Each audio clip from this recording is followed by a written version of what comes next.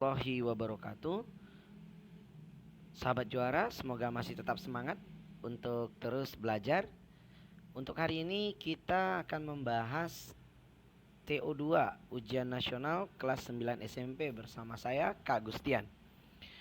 Sahabat juara semua, mudah-mudahan semuanya udah siap dengan naskah soal tryout ujian nasional ya level SMP. Kita akan membahas beberapa soal di awal nanti ya. Kurang lebih gambaran soalnya adalah seperti ini. Mudah-mudahan sahabat juara juga sudah pegang soalnya di rumah ya. Baik, kita mulai aja dengan nomor satu. Untuk nomor satu, kita lihat ada pertanyaannya ya. Kita baca dulu pertanyaannya. What merit will students get upon the notice? Nah, tentu dalam menjawab teks atau soal dari teks, meskipun teksnya berupa gambar ya, kita harus memahami pertanyaannya dulu. Nah, untuk teksnya setelah kita baca soalnya, kita lihat teksnya ternyata bentuknya gambar yang sahabat juara juga sudah tahu ini adalah bentuk dari notice. Benar banget. Dan apa itu notice? Notice adalah pemberitahuan atau peringatan yang berupa tulisan atau gambar ya, yang mana bisa juga sebagai tanda untuk memberi informasi kepada orang banyak atau orang tertentu. Nah, misalnya ada sebuah tanda gitu ya, dilarang merokok ya, lingkaran, kemudian gambar rokoknya di silang di tengah-tengah gitu. Nah, kalau ini ada tulisan don't bully, be a friend. Nah, tentunya sobat juara tahu arti don't bully itu arti dilarang membuli. Nah, apa itu bully ya? Bully itu artinya, ayo apa teman-teman? Artinya adalah merundung atau berbuat tidak menyenangkan kepada orang lain atau berbuat jahat, itu membuli. Nah, artinya kita dilarang membuli kalau kita baca notis ini. Dan kata-kata merit sendiri vocabulary-nya di sini udah kakak buat, artinya kebaikan. Nah, berarti teman-teman sahabat juara sudah bisa menjawab soal nomor satu ini. Kira-kira jawabannya yang mana? Ya, tentunya jawabannya adalah yang C. They will feel secure as everyone should be friendly. Yang artinya mereka akan merasa aman dong apabila atau ketika seseorang ya seharusnya jadi bersahabat, jadi tidak boleh membuli. Nah, selanjutnya sahabat juara kita lihat soal nomor 2. Ada soalnya yaitu if the school sports any students against others, what must the school most likely do?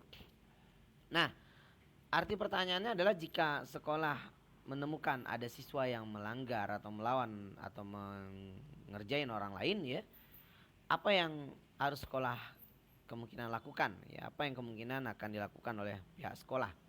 Nah, tentunya dalam hal ini masuk pertanyaannya adalah menanyakan informasi tentang sesuatu yang spesifik dalam teks dengan bentuk prediksi, yaitu ada kata jika, if, dan bentuk likely do yang artinya sahabat juara mungkin udah pernah tahu ya, artinya adalah yang kemungkinan akan dilakukan gitu. Maka apa yang akan dilakukan oleh pihak sekolah apabila ada siswa yang melanggar atau membuli orang lain? Tentunya dia akan, apa sekolahnya yang akan lakukan? Sekolahnya must handle this problematic student wisely. Yang mana jawabannya? Ya, benar sekali, jawabannya adalah yang B. Artinya sekolah harus melakukan atau menghandle ya, mengatasi masalah ini dengan bijaksana. Nah, kita lanjutkan di soal yang nomor 3. Sahabat juara tetap semangat. What is the topic of the text? Apa topik dari teks di atas? Nah, sahabat juara tentu tahu ya, untuk soal nomor 3 ini teksnya ada 3 paragraf ya. Ini sudah kakak coba tampilkan di sini. Silakan dilihat juga di naskah soalnya. Nah, untuk mencari topik dari keseluruhan teks ya, tentunya ada beberapa tips atau langkah yang harus kita lakukan. Pertama, fokus pada kalimat awal setiap paragraf dari teks. Nah, kalau kita lihat di sini ada paragraf awalnya, nowadays museum becomes a great valuable tourist object ya. Nah, tentu bahkan biasanya topik juga bisa ditemukan langsung dari kalimat awal dari paragraf pertama. Sudah sering kita kerjakan soal seperti ini. Tentunya jawabannya dan kita juga bisa menebak ini sebuah teks bentuk dari teks deskriptif pada dasarnya ini ya. Maka kalau dia teks deskriptif, kata kuncinya tentu kita jawab dengan istilah the description of the something gitu ya. Maka kalau di sini jawabannya adalah yang B, the description of the Aceh Tsunami Museum. Nah, kita lanjutkan soal nomor 4. Nah, ini masih berhubungan dengan teks museum tadi. On the second floor, the museum visitors can bla bla bla bla bla bla bla. Nah, sobat juara, kita tentu memperhatikan paragraf 2 ya, yang mana tips menjawab soalnya juga fokus menemukan informasinya hanya pada paragraf kedua dari teks, yang mana detail teks ini detail soal ini maksud kakak adalah menanyakan informasi tentang sesuatu yang spesifik dari paragraf kedua.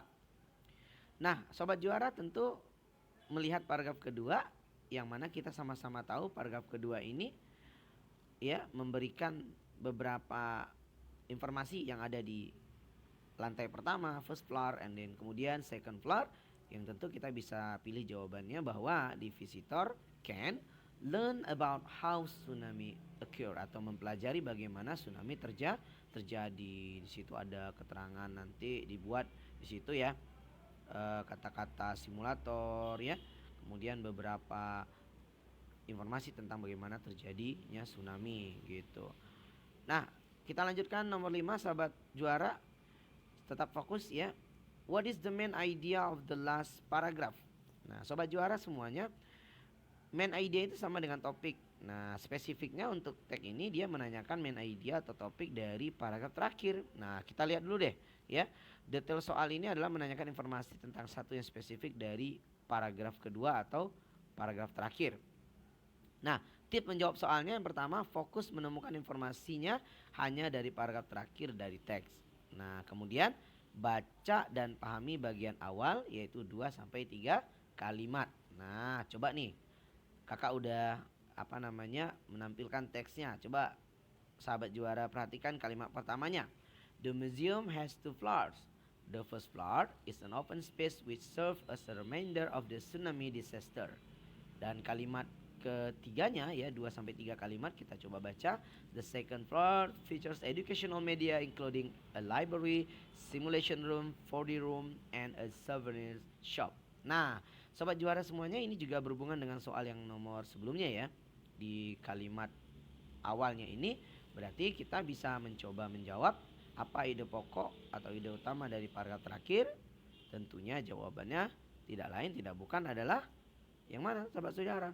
Ya, benar sekali. The 2 floor of the museum inform us about tsunami in detail. Artinya dia memberikan informasi yang lebih detail yang spesifik tentang 2 lantai yang ada di museum tersebut, di mana dia memberikan informasi tentang tsunami. Nah, sobat juara, kemudian nomor 6. Nah, ini soal yang sering kita lihat ya di ujian nasional beberapa tahun belakangan ini. Soal ini adalah soal yang menanyakan connective word atau kata penghubung yang cocok untuk kalimat pertanyaan berdasarkan informasi di dalam teks. Nah, tentunya yang pertama kita lakukan adalah kita membaca kalimat soal yang artinya visitors can have the experience of real tsunami. Para pengunjung bisa merasakan atau mengalami atau mengetahui ya kejadian tsunami yang sebenarnya. Bla bla bla bla ya, ada blank di situ. They visit the simulation room. Mereka mengunjungi ruang simulasi atau ruang untuk merasakan gitu ya. Nah, makanya kata hubung yang mana yang paling tepat yang digunakan, apakah so, but, if, atau or. Nah, bacalah kalimat dalam teks yang mengandung informasi tersebut, yaitu ada di paragraf ketiga, dan pilih satu kata hubung yang cocok. Tentunya jawabannya adalah yang C atau if. Nah, jadi if ini artinya jika. Berarti kalau kita gabungkan, visitor can have the experience of real tsunami if they visit the simulation room. Para pengunjung bisa merasakan pengalaman nyata tsunami itu apabila mereka mengunjungi atau melihat ruang simulasi.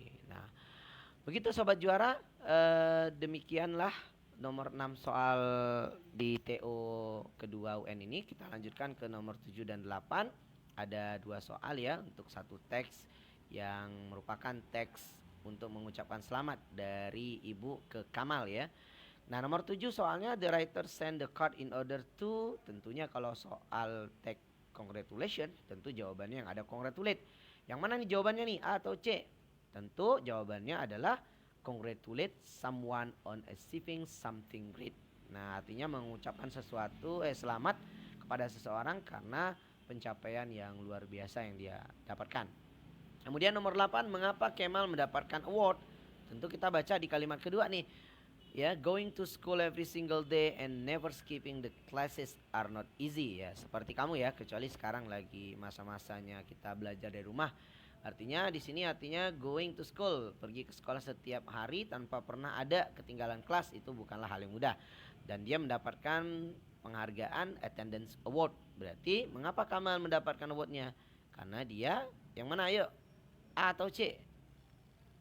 Iya, benar sekali. Jawabannya adalah is never absent. Dia tidak pernah tidak hadir dari kelas dari di sekolah. Artinya dia selalu datang di setiap pertemuan yang ada di sekolah.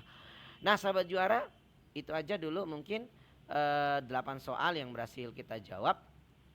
Satu soal lagi kakak melompat ke nomor 29 ya. Karena soal ini juga sering muncul di TO ujian nasional atau di ujian nasional nanti. Nah, bentuk ini adalah bentuk jumble word menyusun kata yang telah diacak menjadi kalimat yang baik.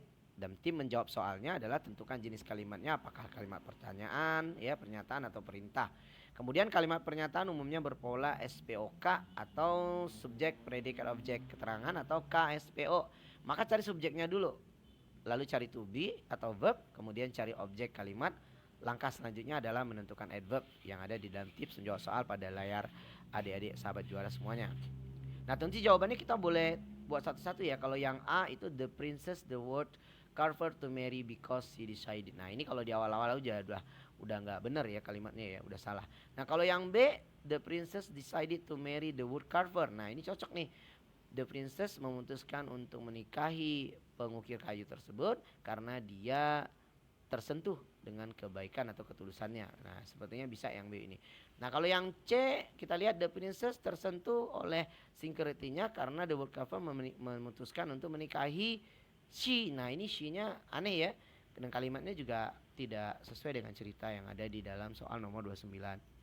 Nah, untuk yang nomor D, opsi D, the princess memutuskan, ya, the princess decided was toasted. Nah, ini sudah salah secara komposisi kalimatnya karena decided diikuti dengan was toasted she to marry, jadi berantakan kalimatnya ya, kata-katanya. Maka jawaban yang paling mungkin dipilih tentunya adalah jawaban yang di opsi B, yaitu princess memutuskan menikahi pengukir kayu tersebut karena dia tersentuh dengan ketulusannya. Nah, demikianlah para sahabat juara. Untuk pembahasan dari TO2 ini kita tutup dengan Alhamdulillahirrahmanirrahim, dan pembahasan selanjutnya silakan nanti bergabung di konsultasi online. Kakak tutup. Assalamualaikum warahmatullahi wabarakatuh.